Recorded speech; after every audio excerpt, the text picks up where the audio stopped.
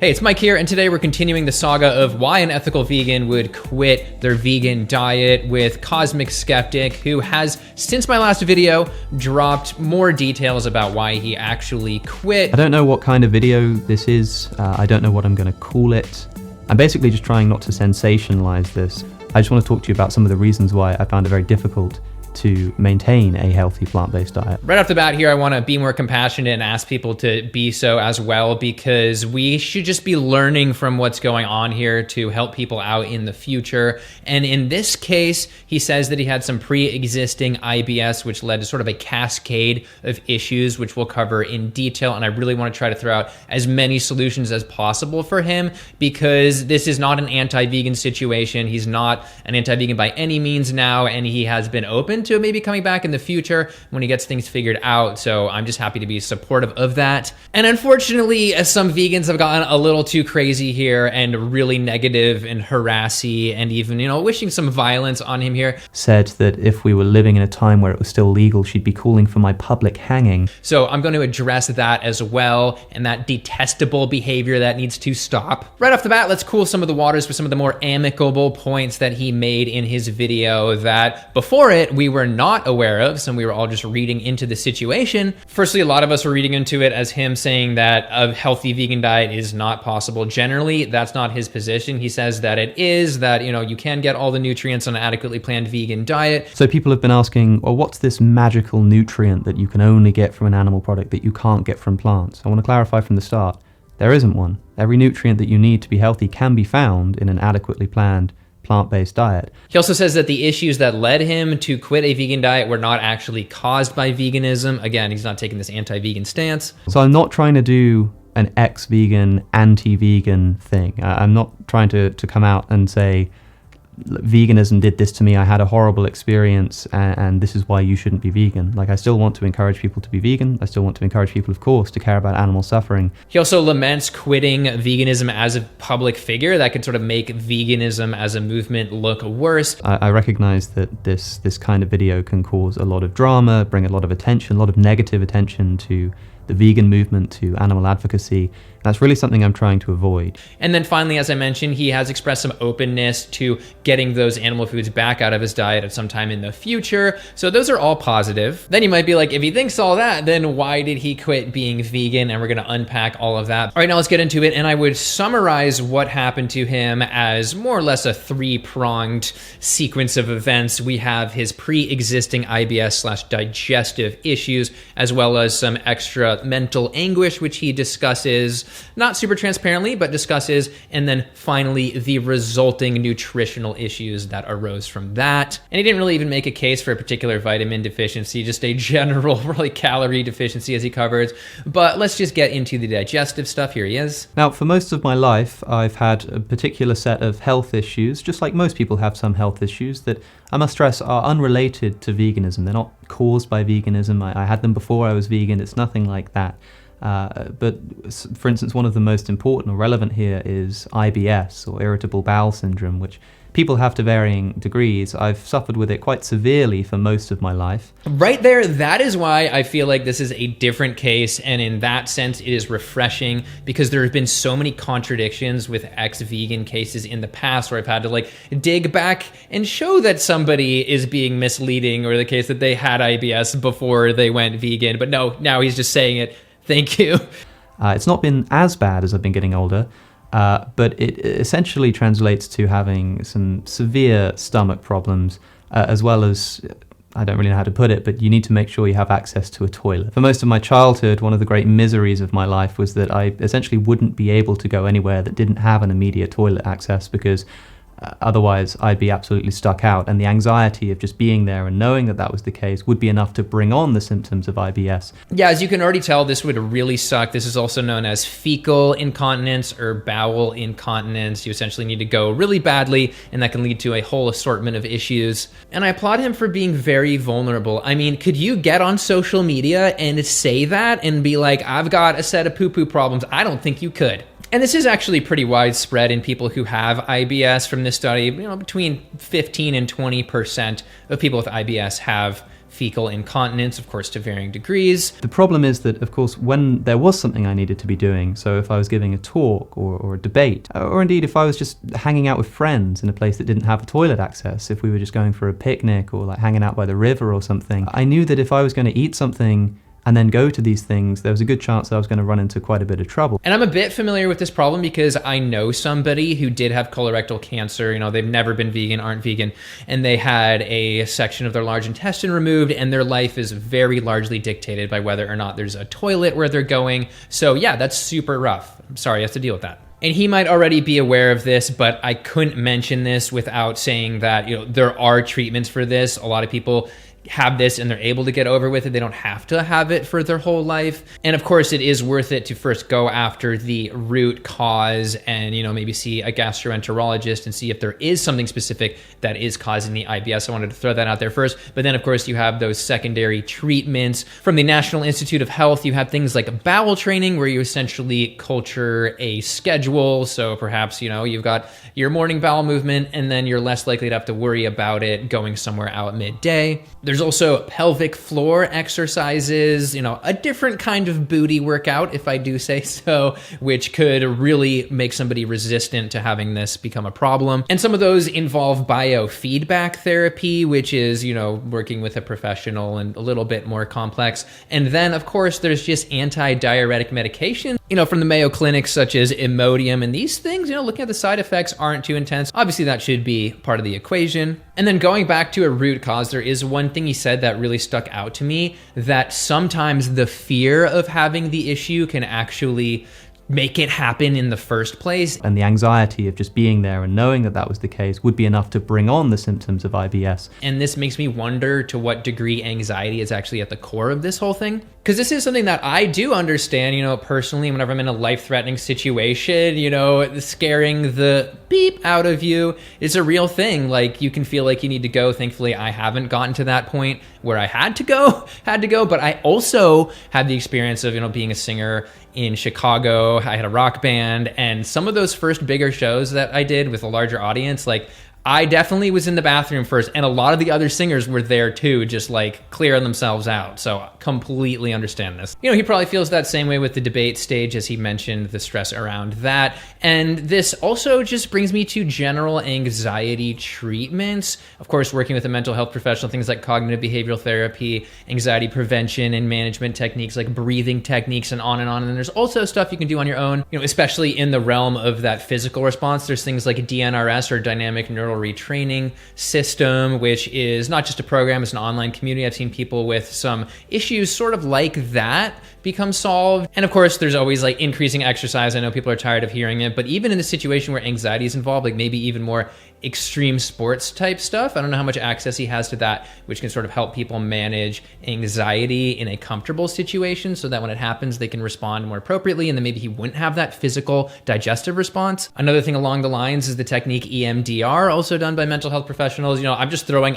anything at the wall here that maybe could stick. And maybe these bouts to the toilet are not stress related to start with, but I still think it might be worth like journaling and mapping out stress levels, and when these things happen, to just make sure, or even like the days before, how stressful they were, because clearly there is a connection here. But other than that, I think just looking at problems like these, like, here's my problem, here are some potential causes, here's some solutions, which ones are available to me, which ones can I afford, which ones am I excited about trying. That's how I would approach it, at least. You know, obviously I'm not a professional in this area, just a master's in public health guy who's thankfully getting pretty close to done to that master's. And anyway, he continues with his restrictive relationship with food. So what I would do is have a very restricted relationship to food in these instances.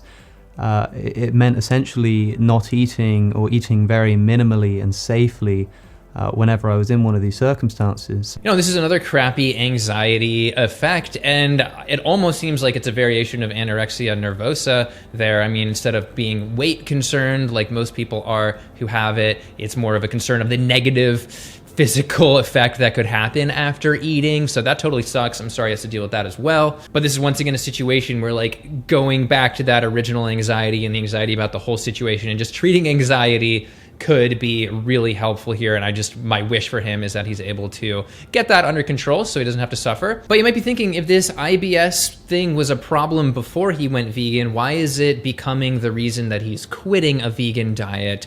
Well, there have been various things that have happened in my personal life that at points have led to something of a mental health crisis. I'm sorry, but I'm just not going to give you the details about that.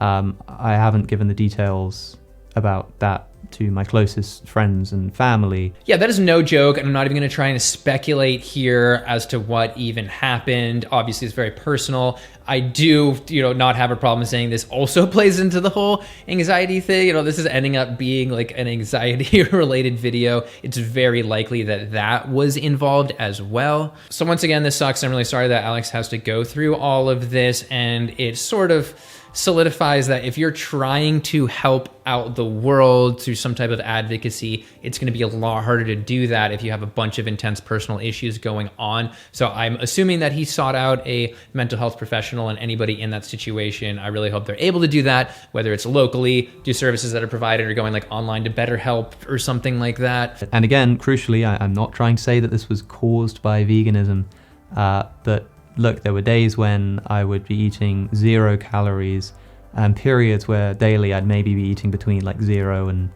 700 calories. And it gets to a point where you think, look, I'm just going to have to get myself out of this hole somehow. And one of the most important first steps is physical health. And then his solution for that was going for more dense foods, animal products like fish. But being essentially unable to eat. I found that if I could stomach anything, I wanted it to be nutritionally dense. I wanted it to be something that was going to give me the best chance of improving my physical health. But my hope here is that Alex, over time, can learn more about nutrition for the animal's sake, because if he gets a greater understanding there, he can also feed himself with some more just dense, calorie-dense, nutrient-dense vegan foods that would then achieve the same goal that he's trying to meet here by eating animal products. But crucially, and I should say this from the outset, even though it should be obvious, look, I'm not some kind of nutritionist. I'm certainly not a nutritional expert.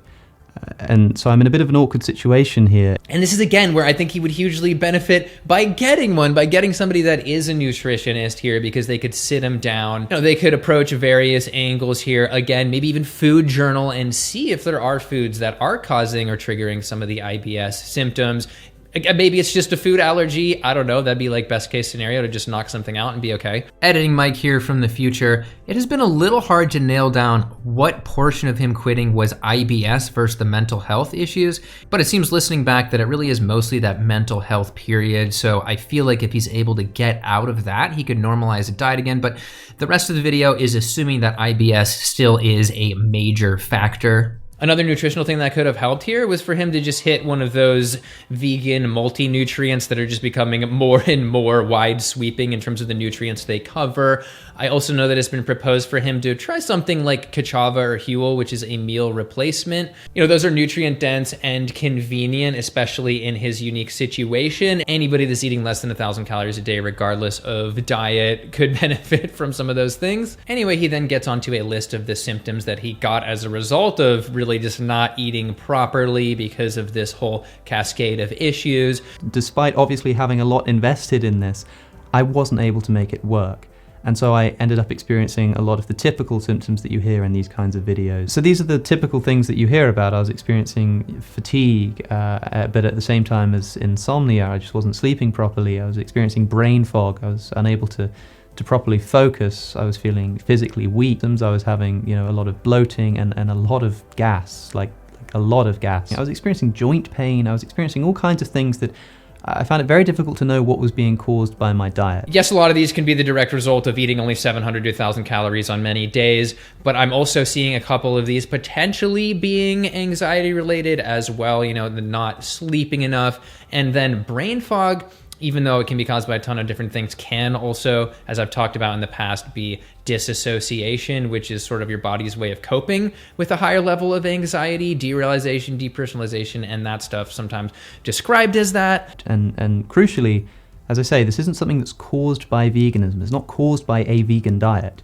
It would have been caused, if it was caused by my diet, by the way that I was doing this vegan diet. He once again says that it was not a vegan diet that caused his health problems. It was just the way that he was eating, period. And so this is a unique situation. A lot of times IBS issues are like, oh, I was eating way too much fiber, etc. And he doesn't seem to be making that claim here. And it would have been interesting to hear what he was eating day to day, the foods that did or didn't agree with him, and whether he's actually even solved this by adding some animal products in. He doesn't mention that he did. It wasn't like I had a bite of an egg and immediately cured all of my problems like we've seen in the past.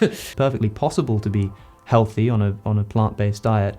For various practical reasons, that might be something that's unattainable. And to not recognize that, I think is a mistake, and I think it's going to do harm. My problem is with the practicability of this.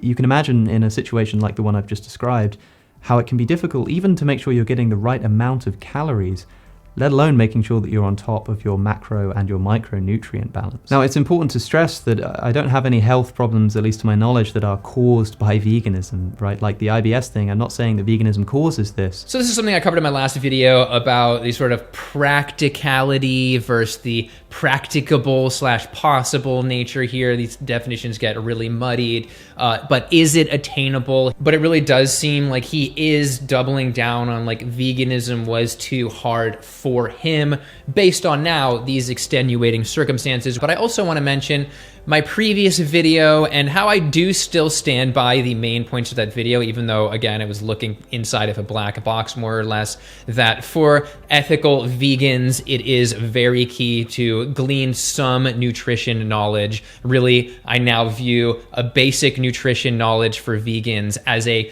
part of ethical vegan activism, a necessary part of it. In other words, nutrition knowledge could be viewed as a tool to sustain animal activism. And then also, if you're having issues with nutrition, seek a nutritional professional. Those still stand. And all this brings me to something that definitely wouldn't help out his mental health, and that is, the ugliest side of the vegan reaction that has occurred. You don't need me to tell you that there's been a great deal of hatred and vitriol. You can see it for yourself.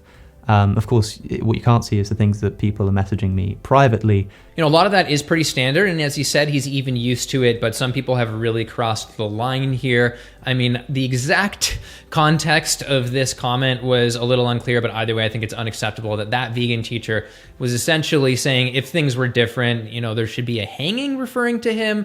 As well as, I saw that vegan teacher said that if we were living in a time where it was still legal, she'd be calling for my public hanging. That's just not acceptable in any way. Can absolutely do not do that. Somebody needs to remind me to message her about that. We have other people wishing that he becomes unalived or gets, a life-threatening illness as a result of eating animals, and on and on. You can look at his screenshots. And I would say in terms of the negative effect on the vegan movement, that is probably worse than quitting veganism and then being on like a 90% plant-based diet. Just in terms of damage to animal advocacy, like just the wrong way altogether. But to try and unpack where that is coming from, I do feel like over and over again, the vegan community has been throwing these people who have quit veganism and just completely lied or like BS their way through it, been really hypocritical and saying like, I really care about animals and factory farming. And then all of a sudden they're just eating bacon at a random restaurant, things like that, just over and over again. Those definitely lead to like a knee-jerk reaction to just mudsling, and a lot of it's anonymous mudslinging. But I have to emphasize that nobody has ever decided to go back to being vegan because some vegan said, eat it and die. They're not like, oh, well, in that case, Carrot Peeler 69, I'm going straight back to being vegan right now. No. So saying these things has nothing to do with vegan activism. It's more of just like a toxic emotional release. And I understand why there's an emotional buildup with all the crap that vegans have to deal with, but we got to rein that in. And yeah, it's hard to be compassionate to people who are no longer being compassionate or as compassionate toward animals, but two wrongs do not make a right. Lesson of the day. In the end, I want to leave it with some positive wishes for Alex. Really what I would tell him.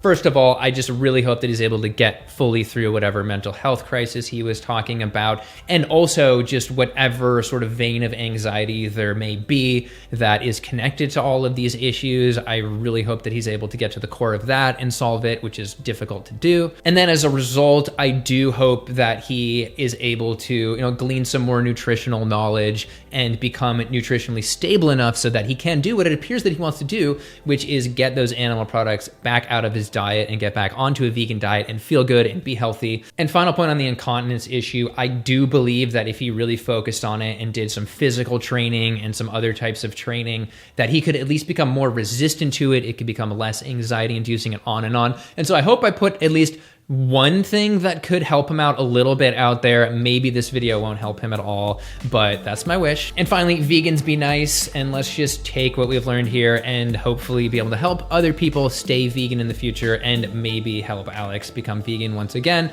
And that's it for today. Feel free to let me know down below what you think about all of this without making any violent threats. And feel free to like and subscribe, all that good stuff, and I'll see you in the next one. Thanks for watching.